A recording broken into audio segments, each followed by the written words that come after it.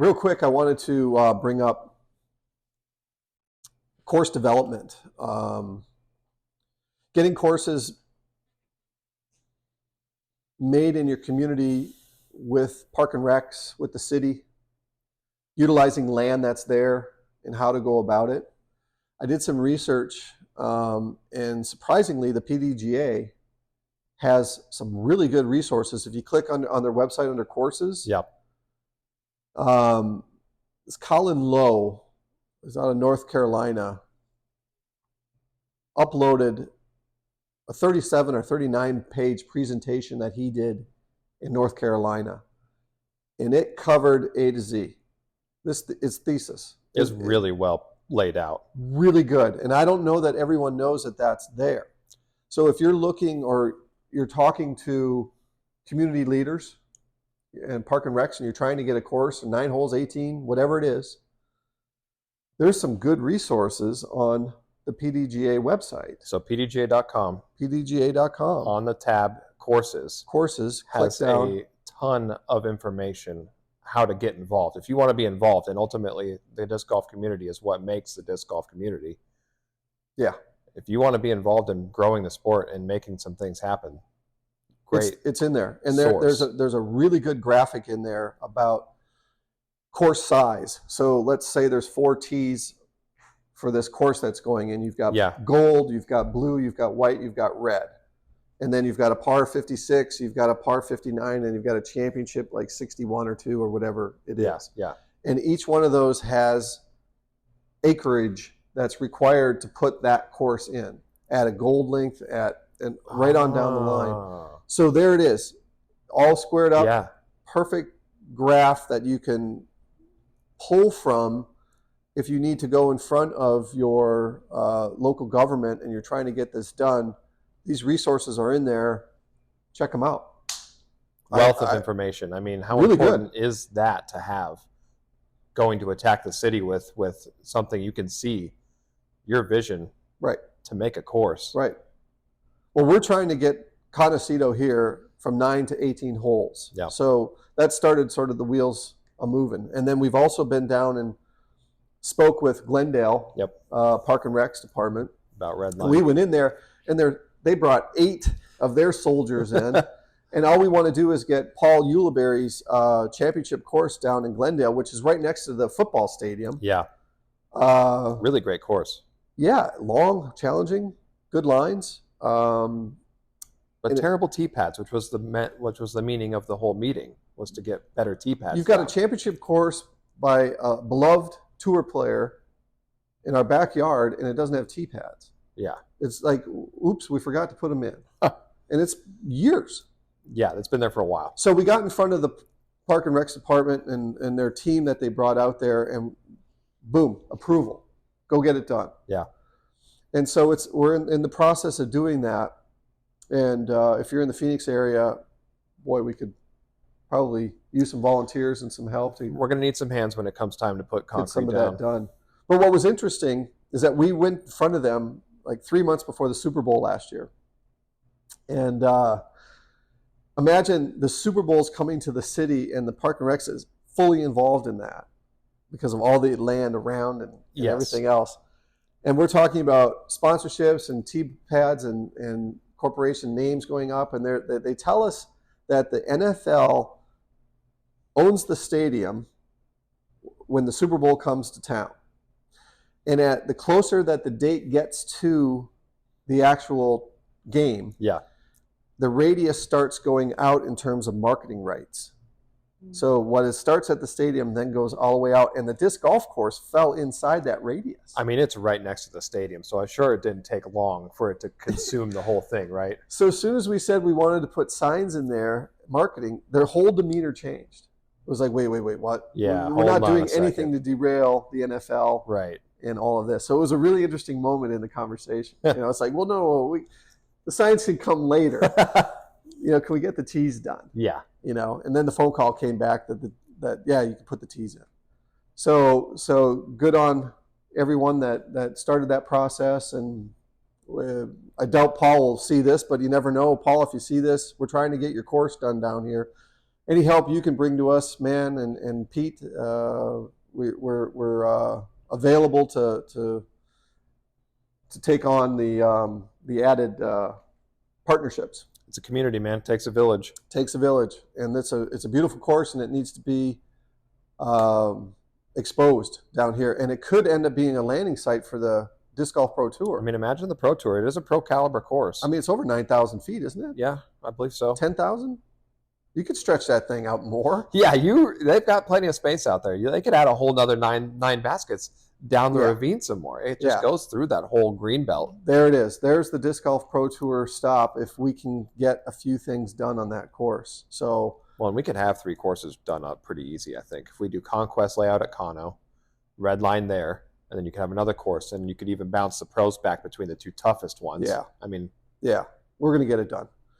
We're going to get that done. It's the Pro Tour is going to be back in Phoenix. It deserves it, especially it needs to be, especially around the Phoenix Open time. If you could somehow sort of wrap that in. Oh man, you imagine? Oh, and to have a hole that is similar to what they do at the Phoenix Open, where hole 16, right? Hole 16, and you do that in disc golf. Yeah, where you've got them maybe up on where it's an elevated position, and they're throwing down long par 3, and they can make it. Potential of them making it, but it's still a 450-foot float. Yeah, they're throwing a mid-range at it, a putter at it. You would get people standing there all day with drinks in their hand, just watching these bombs. It would be so much. It'd be so much fun. So let's talk about what we got in front of us. Yeah, this is so cool to me because I love Kastaplast, the feel of it, and obviously that's a first run. There's that color again. That's that minty color.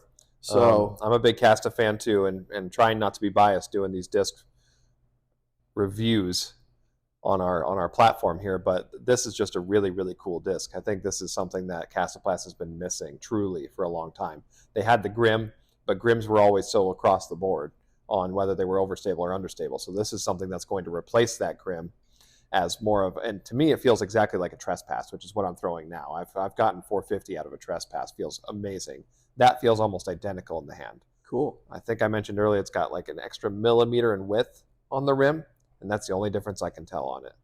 The plastic feels nice and tacky. It's flat. It's flexy. It feels like you can really thump on it. Yeah. You can absolutely give it the business. Well, like you said, we all like to throw the drivers, man. Yeah, you want to open up. Yeah, I'm not opposed to putting another one in the old collection. Here we go. Yeah, rabbit hole. Is that a Crave? That's a Crave. That is right. the coolest. It's the coolest 6-speed on the market, in my opinion. I think the Crave is a really, really special disc. You threw one for a long time. You got me throwing one for a bit because of how much I liked yours. It's so good. It flies like a mid-range, but it travels as far as a driver. Yeah. It is so unique in that you can get a 6-speed as far as your 9 speeds. Yeah. That's a special disc, man. And I got the Sarah Hokum and the Neutron. The Neutron. And once I broke that in, that thing does not want to come down. No, it stays up, doesn't it? It really, really, really is a fun disc to throw. So I had to actually get another one and then another one to try and have that sort of balance where I could count on the where I could count on a fade. Couple different plastics. Whereas that one now, it doesn't fade back as much now, but that's nice to have, like anything else that you beat in, right? Yes, right. But it's a good beat-in disc too. It's not just good out of the gate. It's a good. You grow into it as well. It is a really good disc. Well, I've noticed that MVP is kind of unique in where some of their lighter weight discs can be on the more overstable side.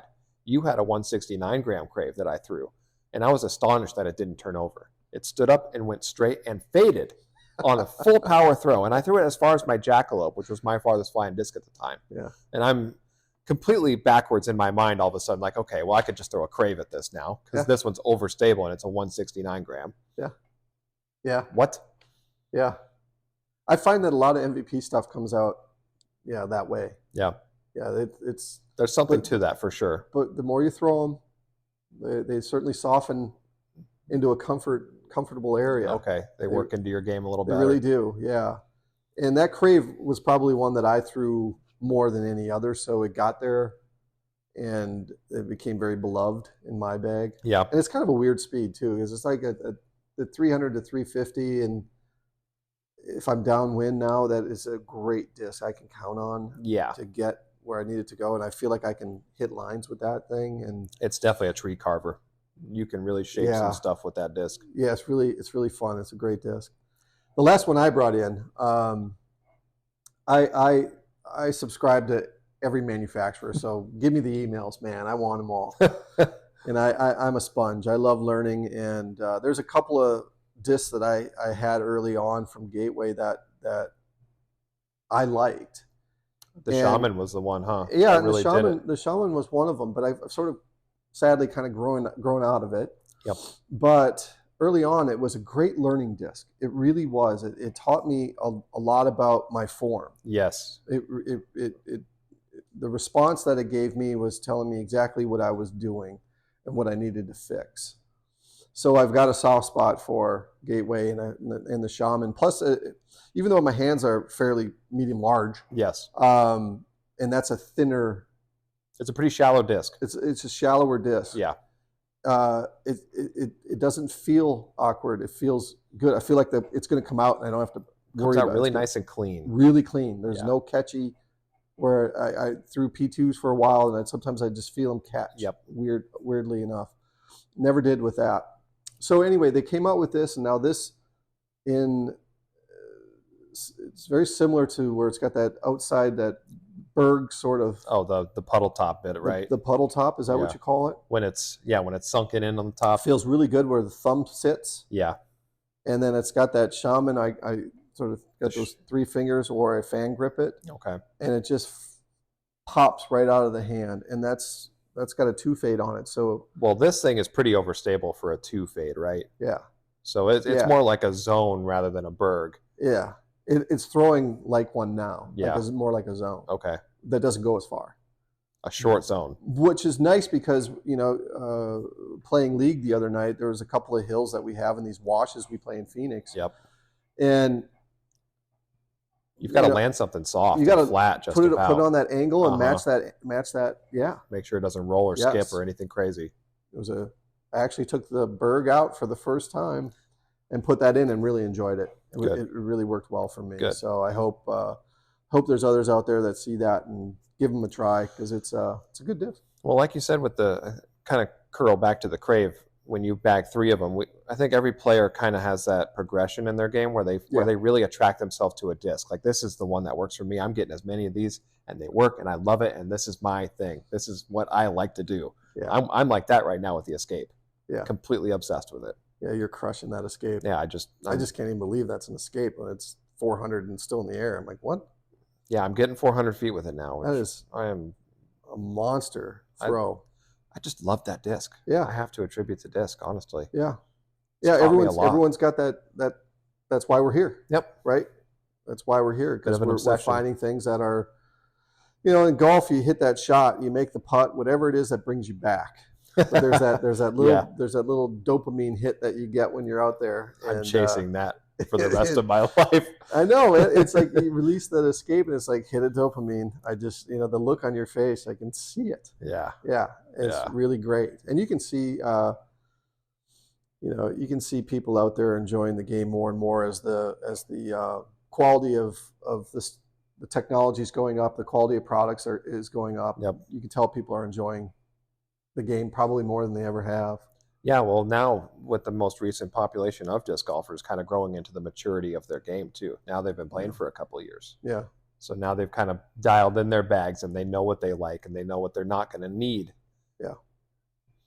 It would have been a little nicer for people to understand that they don't need a time lapse come time for this time lapse release, because the biggest arms in the world don't need a time lapse.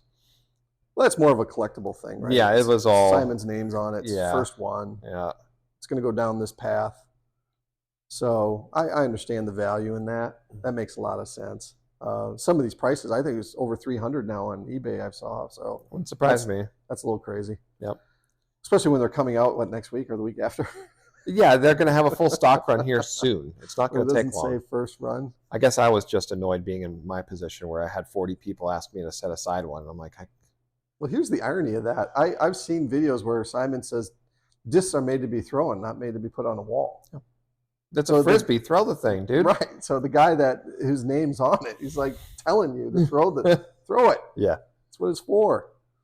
So the mental game. The mental game. The mental game. It's important. The mental game in disc golf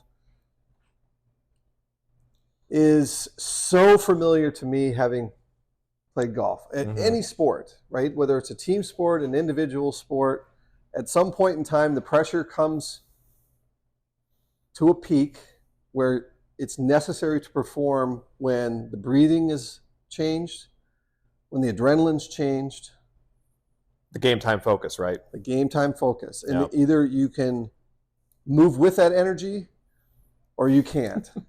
Or you learn to. Work with it instead of against it. If you can get yourself into the position enough times, then you get used to it, right?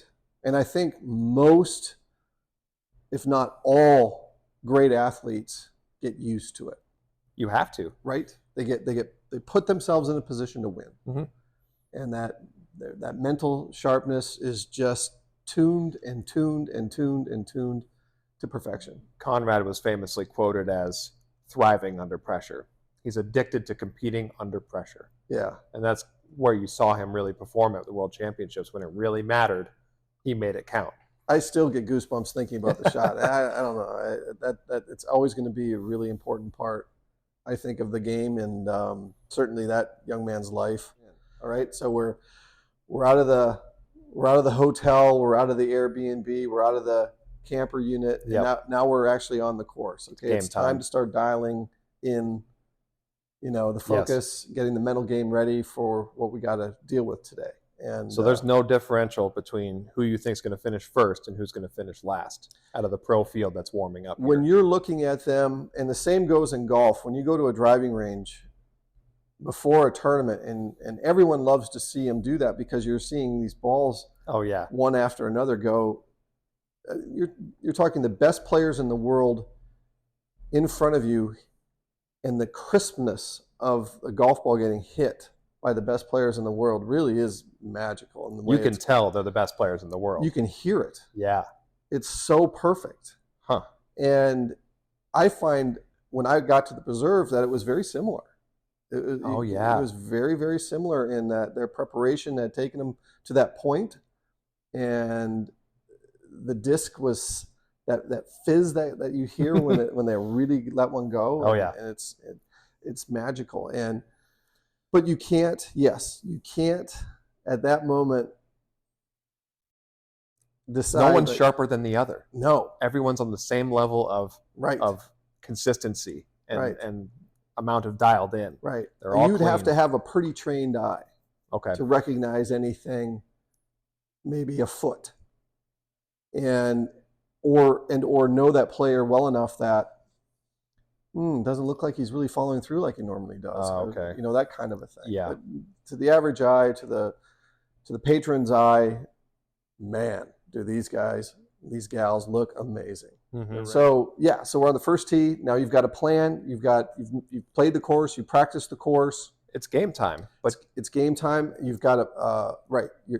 Your strategy was to throw it down the middle, but now you overturned it. You got to adapt. Now you got to adapt.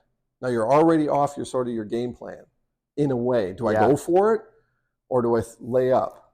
What's plan B? So is that talked about as a part of the mental game as much as being able to do the shot in the moment that it counts the most? Well, the mental game is so much focus, and if something distracts you in your moment of focus, your shot's not going to go as planned. So Correct. If you're already outside of your focus throwing a bad shot and trying to adapt to something new, it's mental game. It's mental game. You have to refocus. You have to erase what happened and come back into it fresh. Right. And that is a very, very difficult skill. That's what those scouts see that you just mentioned. Derek Jeter can get onto the plate and smash a home run with 10,000 fans screaming at him at the top of their lungs. Yeah. More than that, of course. I don't know baseball very well, obviously. There's 10,000 getting hot dogs. Look.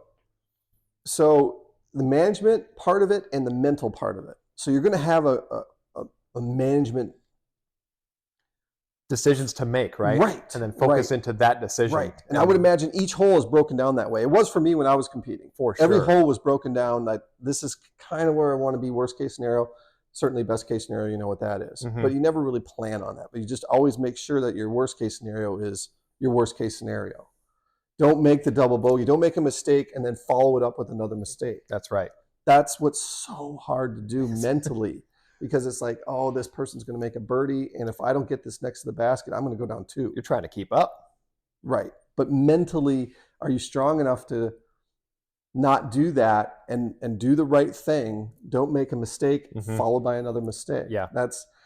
And I think that's a learning process. It is, absolutely. And that's why it was so interesting. I didn't mean to cut you off. No, you're good. By Adam Scott making it to the finals, Mm-hmm. The final group in Worlds at that age. It's Gannon Burr Doing it last several year. times. We're coming up on that tournament. I'm very excited about that. Yeah. Can he do it again? But he's a young man. How did he know? How did he? And they both, he and Antela last year, another epic battle right down to the last couple of holes. Yeah. Epic battle. And I wish more people, I really do. And I've had friends over the house and I'm like, you got to watch this. You got to come. I got to show you like the last 9. It's How really special good. is this? It's really good. And these are kids. These are kids and they're you know, this is what they want to do for a living and look at how good they are at it and so on and so forth, man. And you have to respect it. They're looking at it just the way these young baseball players are, these young football players are, these young hockey players are. They've got a killer instinct and they go out there and they execute it. Absolutely. Absolutely. And where did these kids start getting so fearless so young? It used to be in golf, you weren't really winning majors until you were in your 30s because you needed to season up. That was a real Your experience, thing. huh? It was very rare. The Jack Nicklauses of the world and Arnolds of the world that won majors in their early 20s was very rare. All of a sudden, Tiger rolls in. And then behind Tiger is this flood of people who are young. He raised the bar, right? He just raised the bar. Mm-hmm. You know, his training, his mental game. His dad would sit out in the field in front of him and require Tiger to hit over top of his head to keep his mental focus in that moment, to understand that nothing mattered except that and don't think about me. That's right. About that shot. And you do that enough times, your game's probably going to get better. It's going to tighten up. Well, and to kind of go off of that though, all the kids that you just mentioned have lower PDGA numbers than I do. So they've been in the sport longer than me. I signed up in 2018, I think. You really going back to numbers already? I'm going back to numbers already because it's a measure of these kids are half my age. Okay. And they have half my PDGA number. So these kids started playing competitively when they were kids. I'm going to tell you why it might not be true. Because I just saw 2 kids that were born into the PDGA family.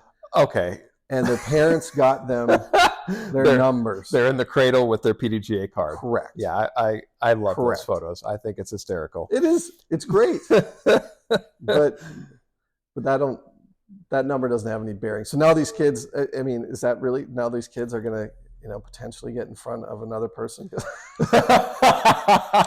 So you have to go back to episode, was it 1 or 2 that I went off on a little bit of a tangent? I think it was episode 2. It's very rare that you have a sport that's growing like this, that's this new. So you still have some of these original guys and girls. That's right. Hanging out. And they're proud of what they held on to and helped build. Mm-hmm. A lot of it was volunteering, right? All of it, just about, yeah. Yeah, so look, give them the big star. Give them the stars, man. Give them the big star. Give them the general outfit. Yep. 1984. If you're under, 10,000, you obviously had a lot to do with maintaining and keeping this thing going forward. Yeah, growing it. Yeah, and accolades, kudos to you. But yeah, going forward, I think it's going to melt away. It has to kind of melt away, and that's okay too. They'll find other ways to. You'll still get a number, but it won't have the significance. Yeah, I think that's probably a good idea. Yeah. Just a registration number. Yeah. Yeah. I still have my PGA card. Yep, me too. Doesn't mean anything. I was talking golf, but. Oh. They But give it you a doesn't- card for that too? Yeah, yeah. Huh. But it doesn't mean anything to me, right? So Yeah. it's just a number. It's just Yeah. a card. Still got to go out and beat the guys. Right. Now they can't find me because I'm on the disc golf course. Oh yeah, yeah. Good for you, by the way. Yeah. So back to mental game. Yeah. Going to a field, you're ranked the top in the world, and it doesn't matter. You're getting up. You're making yourself the best. You're putting the best nutrients in your available for your body. You're paying attention to what's going in. That kind of fuel what you need to make your body perform at its best. Well, Ricky is the perfect example of this because he lives disc golf. Eat, breathe, sleep, disc golf. Yeah. He's eating correctly. He's sleeping correctly. He puts the right amount of exercise into every single day. Right. Every single day. Okay, well, good luck beating him. You better keep up. You better be doing the same, just like you said before. If you're not on par with these guys, you're not going to beat them. Right. There's no way. Because the mental side of that, they've already got dialed in. They're not afraid to be in that spot. They want to be in that spot. Oh, yeah. They want that last card. They're trying to earn it. Oh, they want it bad. Hungry. You can see it. You can see it in Eagle. You can see it in, they're there. Yes. You can just, Yes. and how, I won't go, but the training part of it has to really now trickle down, not just these top guys that can afford to focus on disc golf 24/7, 365 days a year. That's It's unfathomable for most of us. right. That is as good as it gets if it's the game you love, and obviously it's the game they love. So if you're the 120th guy up to the 40th guy, how are you preparing to get up there? Because you probably still have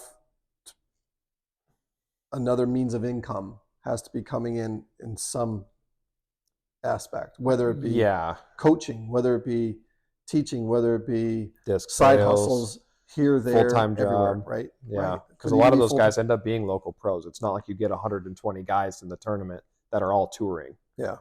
Not all those players are touring. What was Proctor doing before he came on full time? I have no idea. He looks like a teacher to me, if I had to guess. Well, he probably was. Probably was. Or you could have summers off type of thing. Yeah. Yep. And they could really play, which would make a lot of sense. It would all add up, wouldn't it? It would actually. But there's an example, a guy that can be that good and he's not even doing it full time until the last 20 months, 24 months? Something like that, yeah. Somewhere Last couple inside of that, years, maybe even 12 months. Yeah, and he's really been on every single lead card that I've of every tournament since then. A lot of exposure this year. It's insane. Especially early and mid. He was on fire, man. Definitely there, yeah. But the training that's going on is now at par, I think, with the other major sports. So if you're being paid that amount of money, $1 million a year, and I know it's the 1% of this 1% is getting that, but there's also some other pretty, I'm sure, lucrative contracts out there, enough where they don't have to worry about anything other than getting to the next event, right? And there's some obligations along the line with meet and greets and things like that. Social media. Yeah. There's a job to do. Yeah. You got to move some discs and all that, but I don't think that's a terrible thing when you're playing disc golf for a living. It's a great problem to have. Are you That kidding? is a nice problem. That's a nice problem. It might not always be the best timing. If you've had like some days are going to be better than others, but Of course. that's life. Yes. Right. That's life. You got to adapt to it. And I think I've heard Nate Sexton reference that too. Hey, when Matty O was having to sign as much as he was having to sign after winning his tournament, it's like he was getting pulled every which way. Yeah, and mobbed. And I think Nate referenced, it's a lot, but you're doing this for a living, embrace it. Enjoy it while you got it. Embrace it. And it kind of goes back to that longevity part of it too. So if you're training, you've got are you going to be able to still play at 35? Are you still going to be able to be competitive at 40? I don't think you're going to see that as much anymore though now. With these young kids coming up, you're not going to see the old guys competing. Imagine if Rick and Macbeth stay as good as they are now. And then the young bucks keep it getting better and better. They're going to get shadowed eventually. Oh yeah. Father Time is not your friend. No, at all, and it's going to be sad. when we see that, because it just same way of watching Tiger get old, watching your favorite, watching Brady not being able to move in the same fashion, same magic. It's, that's the cycle of life, and but I think the sport's in great hands. I think those guys have all put it in a great position. And it looks like Simon's got some product development that he's into now. He's doing a good job at on that. top of it, so he's not going away anytime soon. Yeah. And it's in good hands. But back to, how does a guy at 140 or 240 or 300 get up to that top 40, that coveted top 10? Well, if you're not doing what they're doing on a consistent basis, you're Start not going there. to get there. Yeah, that's step one. So you're getting up in the morning, you're doing the proper dieting, you're eating as best you can, Yes, in the best fuel, putting in the best workout, day in, day out. How many hours that is will vary, but then that's all hours. Physical. We have to go back to the mental game. That's just the physical, right? That's only the first half. But I do think that ties into, as an athlete, that your confidence goes up. So it does factor into the mental part, because I'm putting this much effort in. Mentally, you are getting stronger too. You're more confident that you're going to be able to deliver that shot. When I'm confident, I make a lot more putts. That's for sure. Right. And we saw that when, I think Simon said, he put that basket downstairs and he started to really work on his putting. Yeah. He was really frustrated. We all thought he was just tired of playing the game. And there's a guy that's been playing the game a long time. Yeah, right? That's true. Yeah. And he's away from his home in Germany and the whole thing. But then he turns it around. All of a sudden, he's making putts again. And no one putts like Simon. That's just crazy. He's got a cool putt. It's a really cool putt. It's a pretty cool putt. I mean, the time that these younger players are putting in on the sport is not just a few months of the year while they're playing. It is year round now. That's right. Okay, there's no way you're that good, that young, unless you're working on it 365 days a year. That's how these baseball players, basketball players, football players, hockey players, that's how they got as good as they got. Well, and that's what it takes to even keep up with the best now, too. And it used to be we played 4 or 5 sports, even 2 or 3 sports. Oh, yeah, right? absolutely, right. Like, it was common. Like, get done with the hockey season, start playing baseball, start playing a little golf. That's just the way it was. Mm-hmm. Now it's mono sport. If you're good at a sport, you better focus on that one. Yeah, you get on that horse and you ride it. Especially if you want to do something with it or believe you can. That's surprising, because I feel like other sports can possibly translate and potentially help you with other sports. Huge. And I think injury respects too, or you can wear an arm out. You can wear hips out. So why not play soccer outside of baseball? Play something else to build your muscles around things that you're not typically doing, right? Very smart. Yeah, absolutely. And I can tell you, just from skating and then transferring that into a disc throw from that balance. Oh, yeah. It was hard for me because I wanted to go lateral so much. Instead of a turn, I wanted to go laterally, like a slap shot, where all the weight goes from your one side to all on this foot. Right. 100% on this foot. And a lot of players have that problem, actually. I see it more and more every day. Yeah. Yeah. Weight transfer. Of people trying to push it this way instead of a spin all the time. It's kind of hard to convey that message to people. You got to uncoil here. You have to be the whip. Yep. Yeah, you do. But it's easier said than done, right? So I can sit here all day. I look at any one of these discs and I think in my head, I can visualize how it's going to fly, how it's meant to fly. Yes. But I can't deliver it. I just don't have enough reps in, period. So, that's hard. But getting back to training, in order for you to be the 200th ranked player in the world and you want to tour and get the sponsorship dollars, and I don't think you get a day off. No. I just don't think you do. No. And if you do, chances are someone else isn't taking that day off. Yeah, how bad do you want it? Yeah, and there's times when you do need to smell the roses, take a breath, whatever that is, take a week off, sure. But I don't know that you can take a full season off anymore. Like I just don't see how you can do it unless you've gotten yourself to that upper echelon and you're literally getting older and your body does absolutely need to have that recovery time. Yes. Makes perfect sense. But if you're younger and moving up, you don't get to do that yet, right? You just can't. No. Because the well's getting deeper. It's too much at stake, really. If you're trying to make deeper. it your career, you've got to do what it takes to earn it. There's reasons you see Nate Sexton still in the mix. I think at Waco this year, he's got a mental game. He's got a great mental game. He is not afraid to play the high percentage. He's over the risk. Yeah, his attack plan is exactly that. I'm going to take the percentage shot and be safe. He is a Texas Hold'em card player, that guy. For sure. And I respect it. Mm-hmm. And, he doesn't care what you call him. In terms of his play, yeah, he's not Anthony Barella off the tee, but who is? But he no one's cashed, is that right? Until this year, no one's cashed more tournament victories or tournament earnings. He's had the longest run of cash tournaments in history because it started when he was 22 and didn't end until like last year or very recently, really. Incredible. It's very incredible to cash every single tournament that you play, every one. Yeah. With the depth of field that we're in now and how good these players are, yeah, that's a real training regimen. It's a training regimen. Real discipline. It's knowing your game and it's mental toughness. He definitely has the it.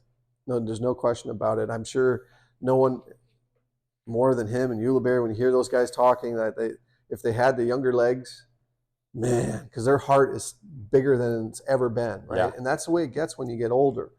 Your heart still wants it as bad as it ever did, but your body's like, hey man, can't just keep doing this to me, man. Dairy Queen sounds pretty good about right now. Boy, that ice cream is. I could go for a soda. Oh. Ice cream's looking good. Yeah. This is State Fair's going on. You hear that? The food they got down there.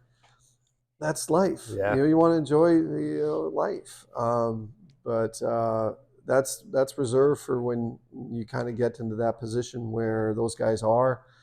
These younger guys that are, in that lower ranking, they're trying to move up. I hope they take what we're saying to heart. It's from a good place that you're gonna have to work hard. That's really just hard. How it is, and you can't count on natural ability to be. It's not going to carry you. The mental side of this comes with getting yourself in winning positions. Yep. So go out and win every B. Go out and win every A before you get to the tour. And sometimes it all comes together. Sometimes it does, but do you have the mental fortitude to bring it back the next week, the next week, the next week, the next week, like the Rickies? How well does it carry through? Like the Paul McBeths, like the Eagle McMahons, and those guys.